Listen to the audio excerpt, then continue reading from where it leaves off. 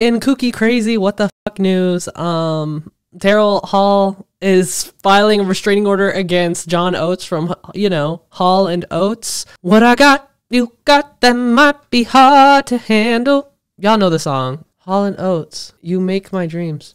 You make my dreams, you make my legal nightmares. Same difference, you know? Here it comes, here it comes. Ha! What I want, you got, that might be hard to handle. So, this dude...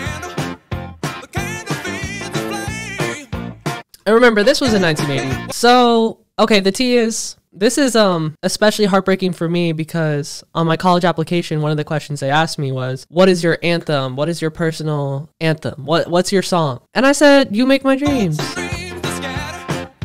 Because, like, I probably had just watched an Edgar Wright movie or something. I feel like their public image is, like, happy-go-lucky Hall and Oates. They're supposed to be the bestie goals. But apparently, they're embroiled in a confidential legal battle. In Daryl Hall, which, I don't know which is which. Daryl Hall is the blonde dude, right? Okay.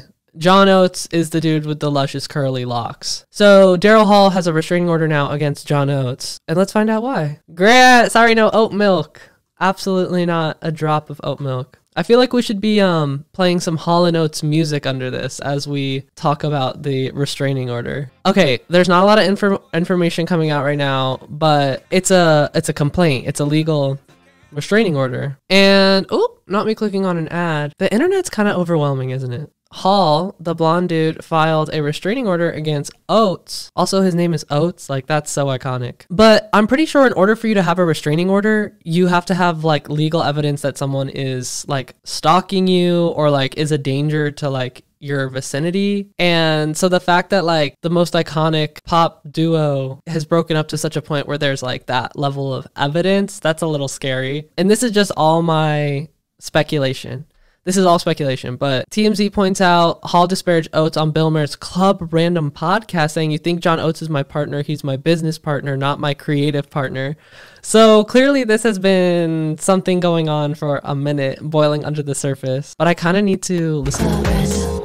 We gotta find the timestamp. Looked like the quintessential, like, blonde American. You were a matinee idol. Where's the part where he talks shit about Hall and Oates? Guy, I can't even remember his name. We like each other. It's like Molly. Oh, I do like John. It's no. Oh. We're not good. acrimonious in any way. No. We're friends. Okay. We just have different directions, and have had since about 1975. Oh, wow. So he's saying there's been a rift creatively since 1975. Of course, they put the clip right after an ad. You know, there's probably something juicy right here. You know, if you bought a Beatles album and it was all Revolution #9, you'd be pissed. It was like a Spinal Tap's Jazz Odyssey, man. Right. Brought to you by... Okay, so there wasn't anything juicy. Basically, in this interview, Daryl Hall's like, John Oates isn't really part of the equation in terms of my creative vision. It's interesting to be so tied to another artist because I'm sure they do have their own creative voices and their individual ideas of like how they want to put out music and how they want to brand themselves in like the music industry. But when you find success as like a duo, like Daft Punk, Flying a Boss, Salt and Peppa, all the Beatles, you know, almost Billy and Phineas, but not quite. But like, to me, this is almost as surprising as like if Phineas filed a restraining order against Billie Eilish. But I guess they're not siblings either. You know, and it says that Hall's taking credit for like all the hits, all the harmonies. But yeah, there's just a lot of mystery because it's a confidential restraining order. I like oats, like oat milk, oatmeal, so that I feel like I kind of have a little bit of a hesitation in trying to like diminish John Oates. Okay, so the tea here is that basically ever since they popped off in the 80s, like they have actually had a big creative rift like the whole time, low-key, and they've announced projects that haven't like made it to the public, and now that they're in their 70s, Hall is fully he's full sending it, and he's filing a lawsuit. I always wonder, you know, like someone who makes the big move like that has to feel like they were wronged in some sort of way in order to justify something like that. So it's a mystery. And it's not necessarily something we need to find out what happened, because at the end of the day, they do have their own personal relationship outside of their group. But Hall & Oates is like the iconic duo. So it kind of breaks my heart to hear that they don't vibe. They don't get along. Whoa. Apparently they met when there was a shooting at a performance they were doing. It says the lore of Hall & Oates dates back to 1967 when the musicians were students at Temple University.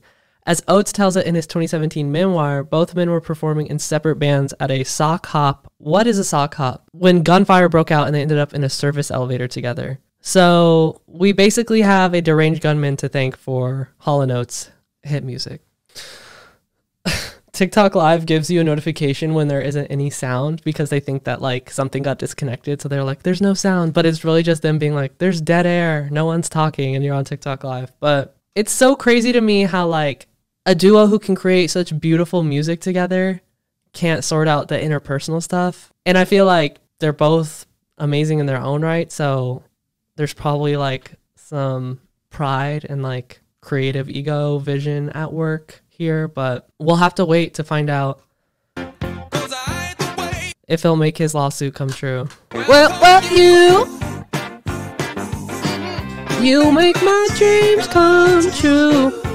All right, well, rip Hall & Oates. Thank you for your service, boys.